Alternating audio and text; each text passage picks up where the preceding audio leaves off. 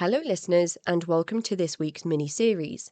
This 4-part episode will be focusing on the subject of forced polygamy in the Apostolic United Brethren, with author and activist Kristyn, who penned the devastating but brilliant memoir, 50 Years in Polygamy, Big Secrets and Little White Lies. Her work in freeing others from the coercive religious environments of Utah and beyond continues today.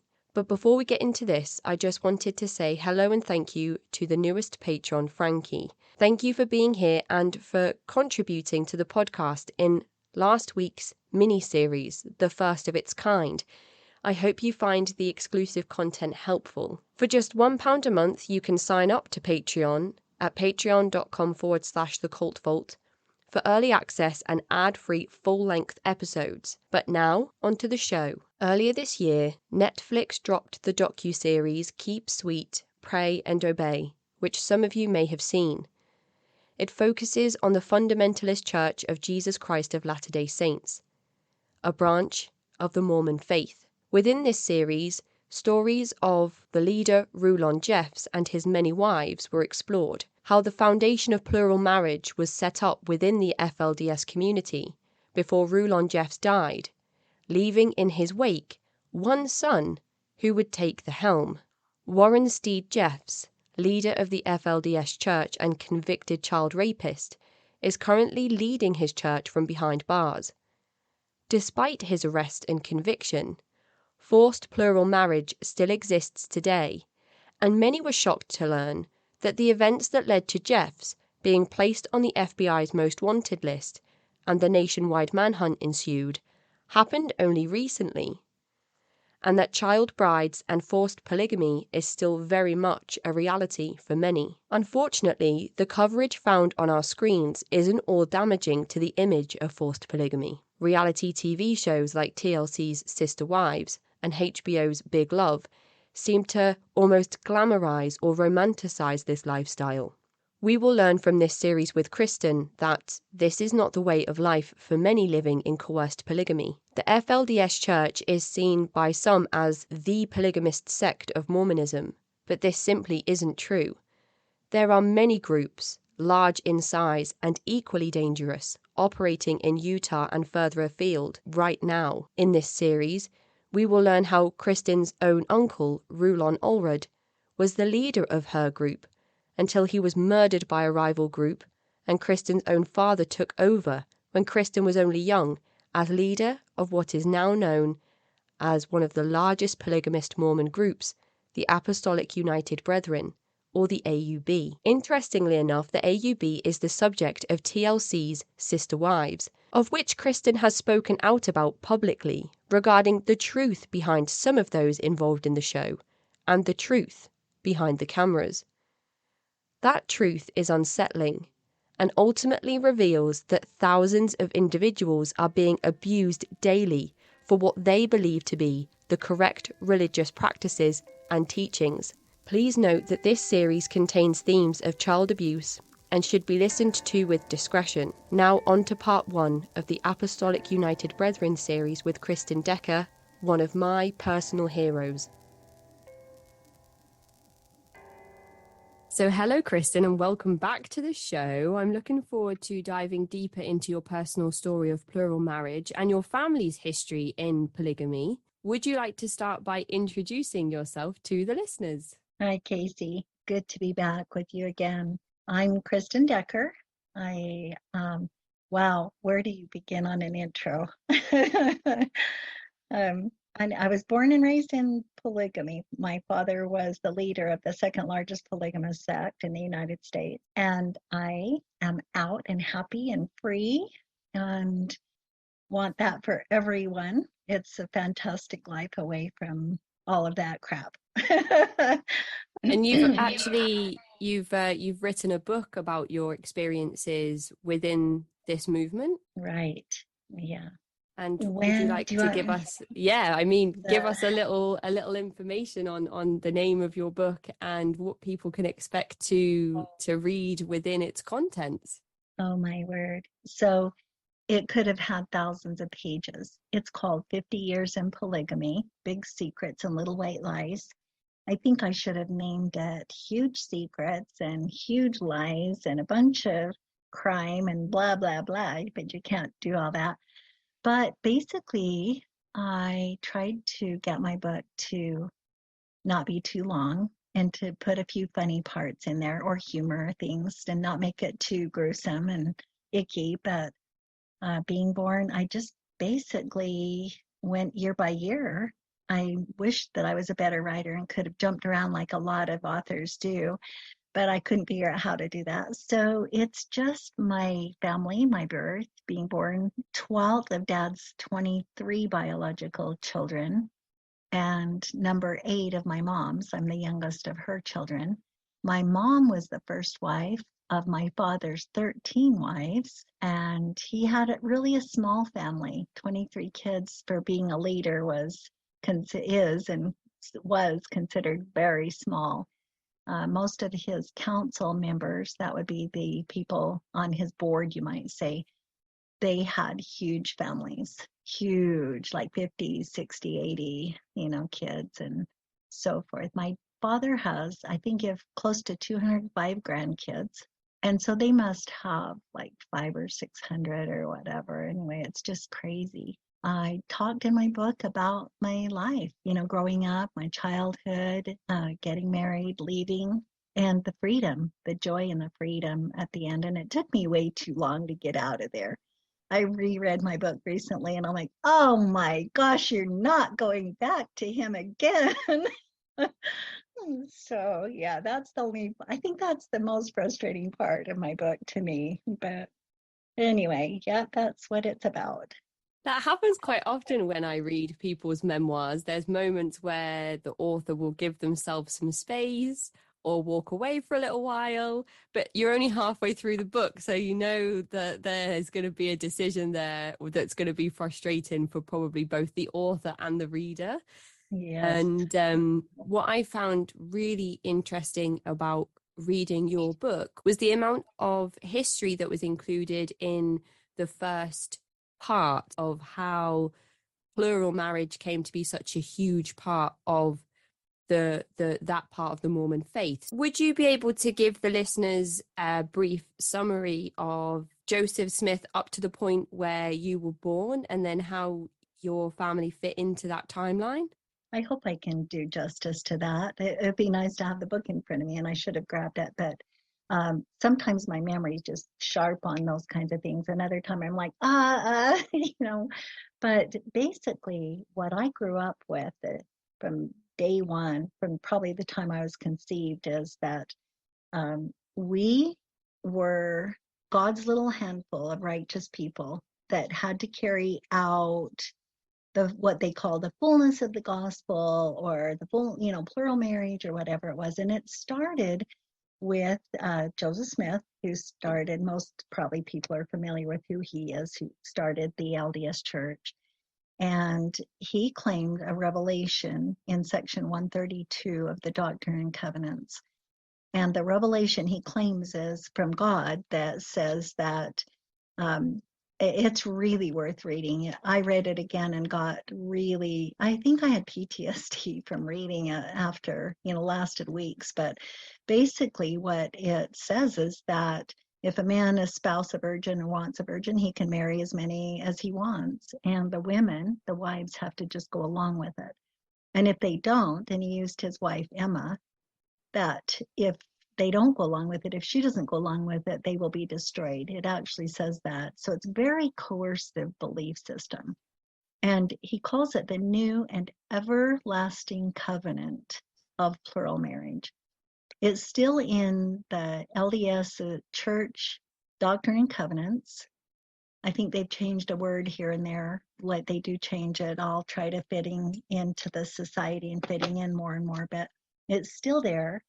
And what happened is so people were living plural marriage. I mean, there was a lot of history and deceit that we don't have time to go into forever. But people coming from England and converts from everywhere into the LDS Church. And Joseph Smith was sending men on missions and marrying their wives. And he claimed all this authority to do that and why it was sanctioned by God. And so that for these 6 generations that we claimed, they believed that this was new and everlasting. Actually, I think it even says never to be taken from the earth. And so people who wanted to believe this way had lived this way their whole lives. I would say wanted only because they felt they had to, coercive wise. But there were the funda in 1890 was a manifesto. The LDS Church was being pressured by the government to end plural marriage. And so the church leader decided, John Taylor, that he needed to decide whether this was of God or not. So he apparently, now this is an alleged meeting. I don't know how much detail you want. Alleged 18 or meeting that took place, they call the 8-hour meeting, where he claims to have went in a bedroom, spent the night talking to God and Jesus, and has this revelation, he claims, where he was lifted up off the floor and these white lights appear to him and tell him that no, he will not ever sanction closing plural marriage. It's of God. It will stay. It's the way it's meant to be. So therefore, he calls these men and women the next morning together and he sets them apart or gives them blessings to continue plural marriage. And he says that don't let 1 year go by, but that there isn't a baby born under the covenant of plural marriage. And a lot of women and men took that literal, like the women were supposed to have a baby every year. And some meant just, and, make sure that it was still carrying on and happening. So these men and women apparently, now I have heard both sides of this, that it's impossible to have taken place. It didn't, it was just alleged and it was made up. But those that continued to live it, in especially the group I was in or the cult I was in, the AUB, believe with all their hearts that it definitely took place and that it was meant to be lived.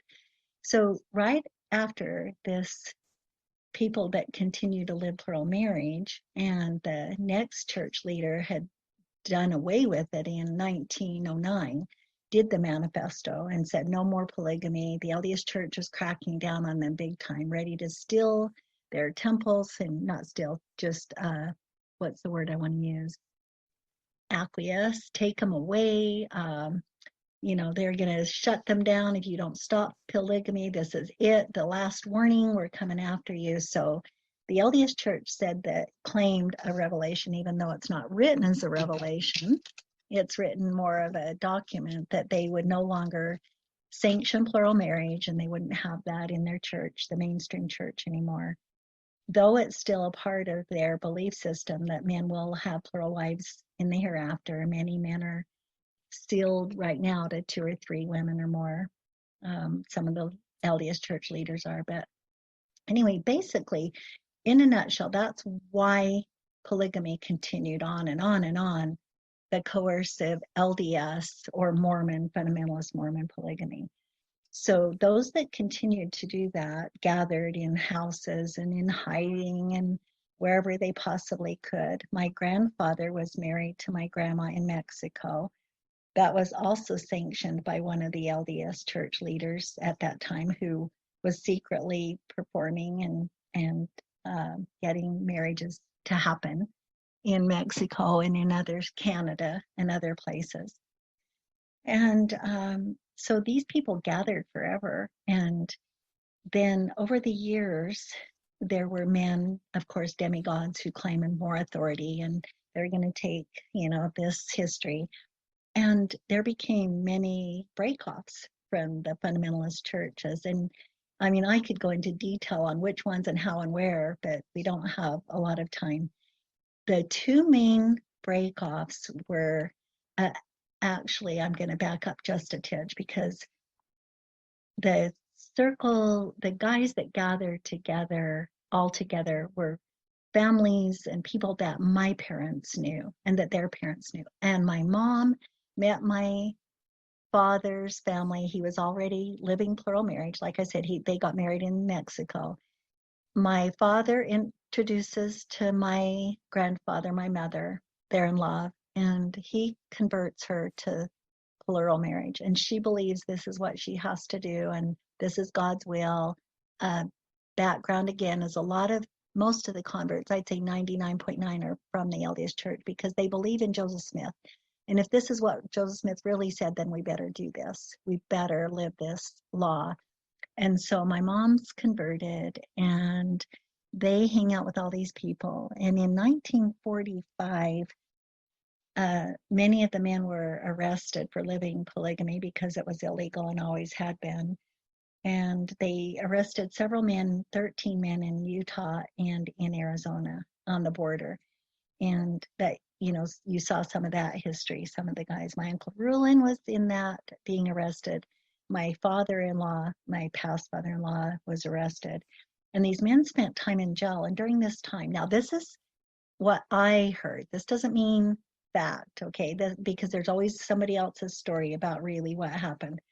But my Uncle Rulin, who was the leader when he was giving these history lessons at church, said that when they were in prison, that John Y. Barlow, who was considered the priesthood head at the time, that the leader, said to Joseph Musser, who was his first counselor, I want you to take this to the Lord and pray about it. Should we abandon our families and give up plural marriage so we can have our freedom, or should we just sign this thing and get out of here? Because the prisoners had brought them. If you'll just disperse with your families, we'll all let you go and we won't charge you any more longer, keep you in prison. So some of the men signed it and some of them wouldn't. And that was what he called the beginning of the split between the two largest polygamous sects in the United States, was this split.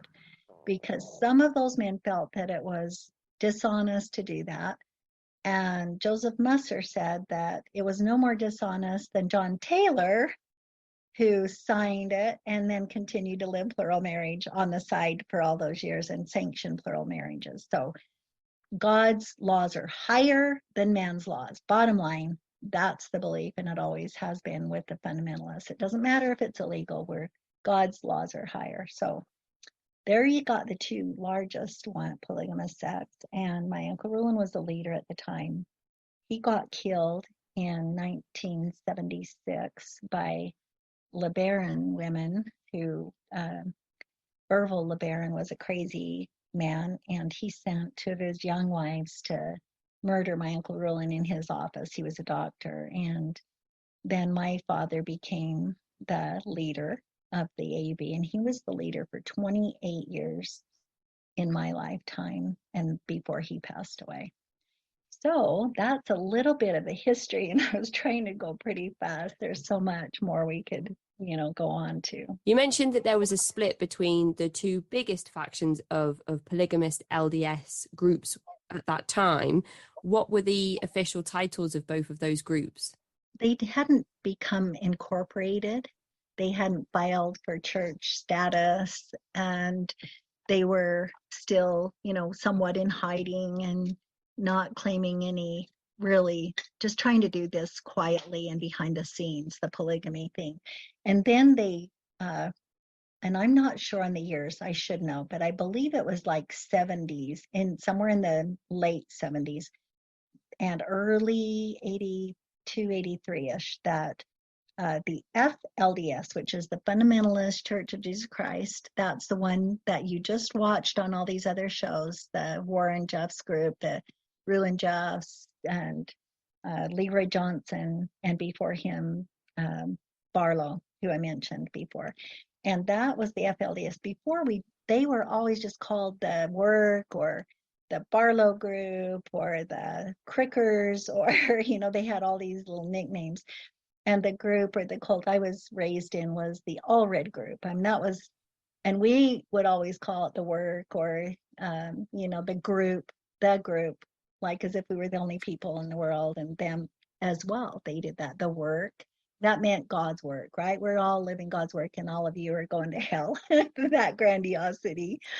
And so then I believe it was my father, yes, it would have been, absolutely, who did the incorporation, and they named it the Apostolic United Brethren, so AUB.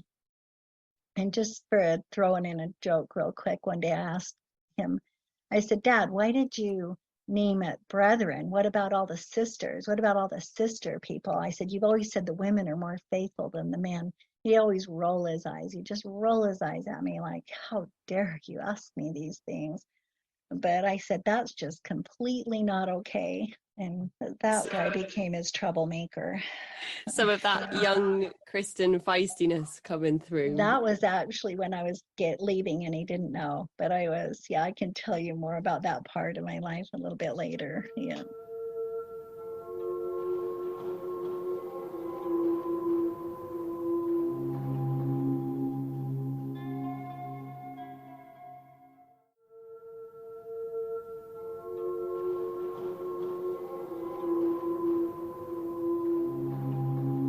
So, from your understanding of Joseph Smith now, which is something that we discussed was potentially also missing from the Keep Sweet, Pray and Obey documentary, was that the FLDS movement wasn't sunshine and roses under Ruland's reign. There was still forced polygamy. There was still a lot of wrongdoing and abuse and harm taking place, which actually can be traced back generations, because there are allegations of Joseph Smith participating in plural marriage and having child brides as well. Absolutely. Yes. Some of the talk radio and YouTubers and people who have big shows, John DeLynn has some incredible information. It's just really fascinating to listen to many of the stories and a lot of the history of the church. And I just listened to one that was really long with this Elisa Wall, and it was excellent. I feel like it was one of the best ever. And John DeLynn kept pointing out, yes, and this wasn't just Warren Jeffs, and it wasn't just Rulin Jeffs. They got a lot of this doctrine and a lot of these beliefs and their, biases and racism and everything else from Joseph Smith and the teachings there and the color. In fact, today I was listening to the one about racists and the colored people and the curse and so forth. And absolutely. I have felt that same way for a long, long time, that these leaders have just taken it to, they got it from the beginning and taking it to extremes, continue to do it. And it was even before Ruling Jeffs. It was, with Leroy Johnson, my sister, she was married at 13 years old. At 13 years old, against my parents' will. And they were doing child bride marriages way back before this happened, before any of this. So, and I'm glad they brought that out in there. It was real quick, but it was said and spoken in those shows. And John DeLynn is the American podcast host of the show Mormon Stories. Yes, yes. So that's often one of the biggest resource that we're offered from other people that come on the show to talk about the LDS faith is that podcast Mormon Stories. So I'll pop a link to their podcast in the episode description for anybody that wants to go and check out some more information, deep dive materials from other survivors of the Mormon Church.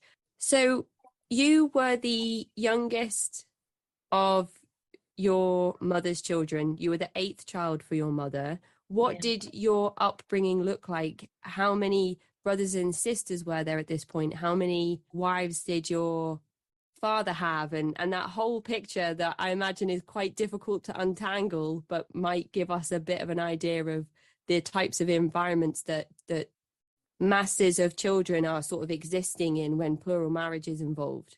I was number 12 of my dad's. Mom had 8, and I had a couple little brothers and sisters. When I was growing up, I remember many more, like babies being born every year. So right after that, there's 1 or 2 babies, siblings. But I was a latchkey kid, totally. My mom had started going to work to help provide for Dad's massive, growing quickly, family, and she worked at a laundry for a long time, and then she decided to get her nursing degree. So she was at school and working at the laundry. And my dad's other wife, the third wife, was supposed to be watching me. My sister tells horror stories about that. I was too young to really remember, but she said she'd started sloughing school so she could watch me because I wasn't being cared for. This other mom had kids too, like you just mentioned, one kid after another. She was probably depressed. She was running away from her responsibilities because it was overwhelming. She shouldn't have had all that. My mom's kids plus her own kids, and it's insanity. And I'm sure my mom, she's cried many tears, said she had no idea how bad it was at home. But because it was years later when we told mom about, what was happening and not happening, and there was sexual abuse. She came into the marriage with a boy, and already, and as time went on and I got a little bit older, he was molesting me and his other sisters and brothers, and it was pretty horrific. And I didn't ever tell because he threatened me with my life. And, but I found out that his full, well, they wouldn't be full, but his mother's other children, the younger ones, had tried to tell her and my dad, and he would just deny it and he'd always win. He would always convince them that they were just making these things up. And then dad would justify if it was just a touch. Well, that's just a touch. He didn't really hurt you, that sort of bull crap. And then I thought, but I didn't know that, of course. I thought I was the only victim, and we all did until you're much older and discovering that. I was molested by a doctor at 5 years old, pre-kindergarten, and then another cousin as I got older. I was supposed to be babysitting his kids, and that's another thing. She couldn't. My cousin, they were both cousins. I'm married. I guess one was through marriage, cousin. And she had one baby after another and couldn't keep up with hers. And here I am over there trying to help as a kid, a child, trying to help her raise her kids and cleaning her house.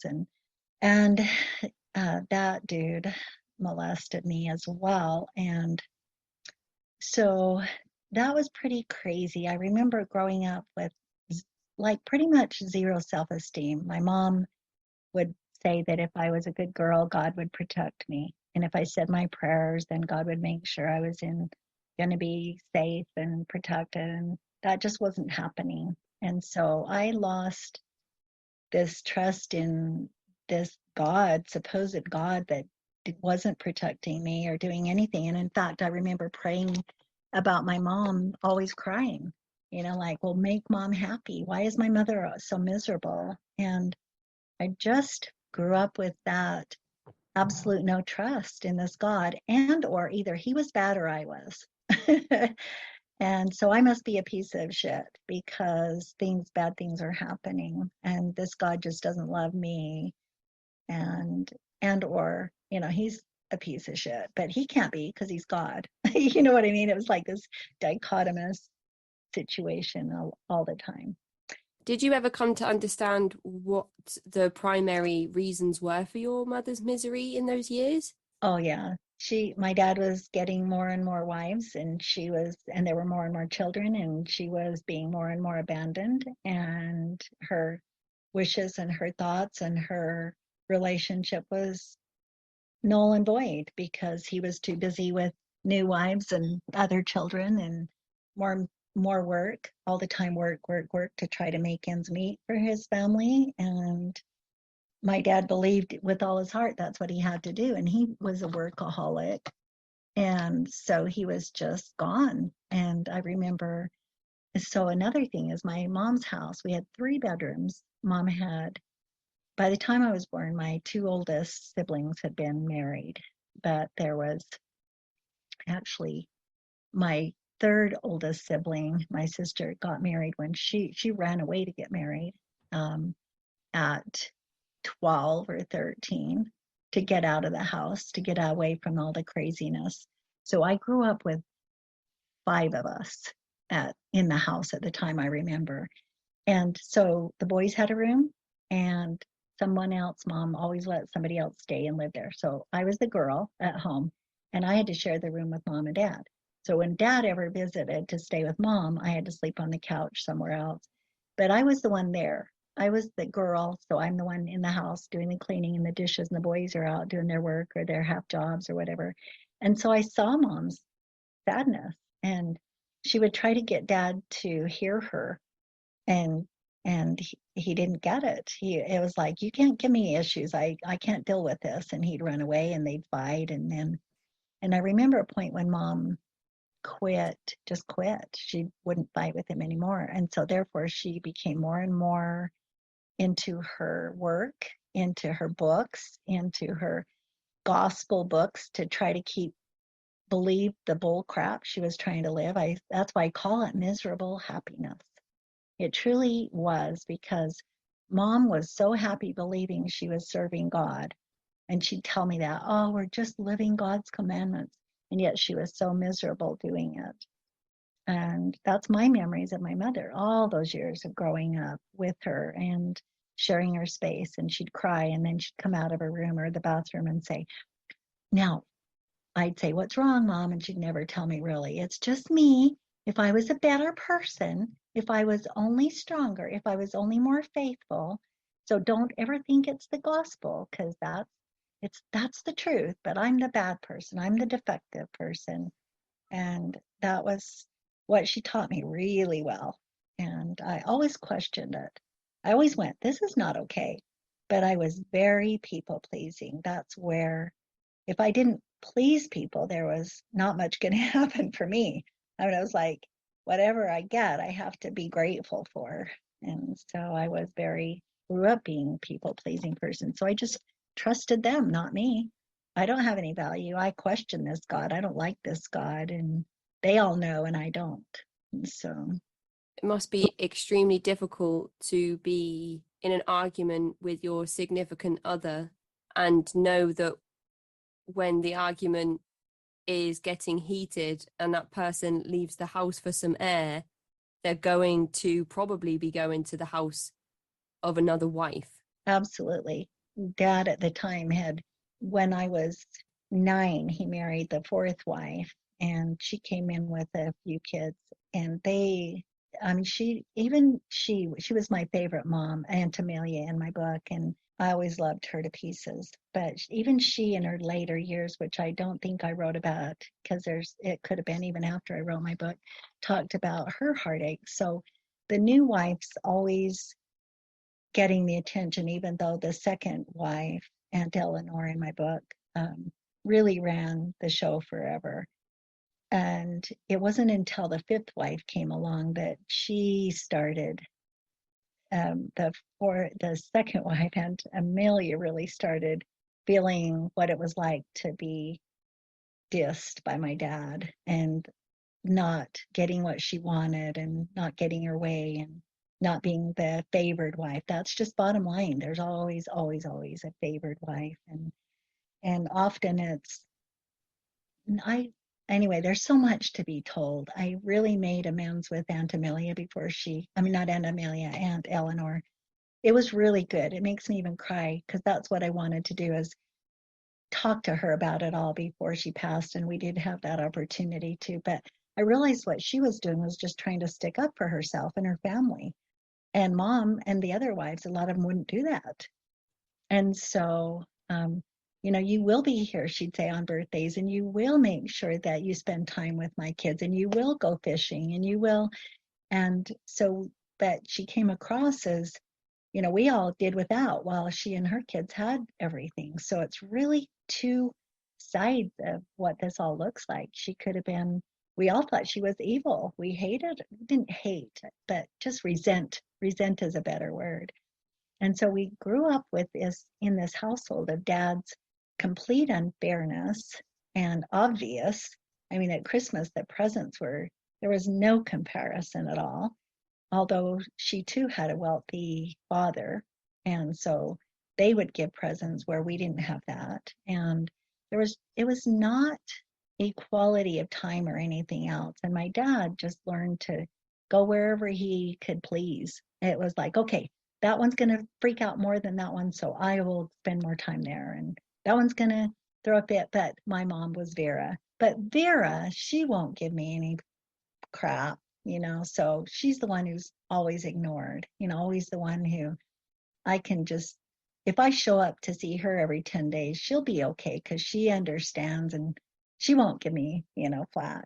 So anyway, it's, it's just crazy making the whole stuff. And yes, you're right about that. Going to other wives. I felt that. That's what happened with me and my sister wife is like, I'm sure she felt the same way. We are friends now, which I love. And she would say that too. Well, I'm not going to fight with him because then he's going to run out the door to you. And I would feel that same way too. That was definitely part of it.